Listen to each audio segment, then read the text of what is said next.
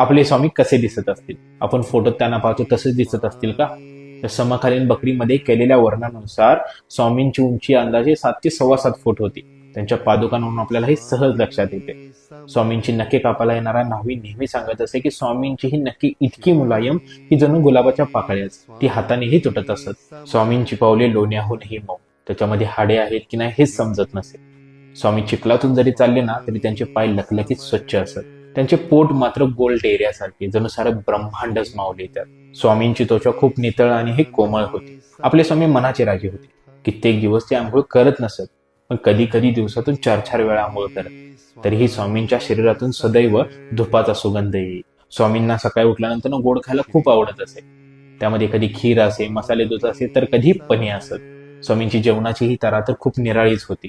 स्वामी कित्येक दिवस, कित्येक महिने हे जेवत नसत, अगदी पाणी सुद्धा घेत नसत.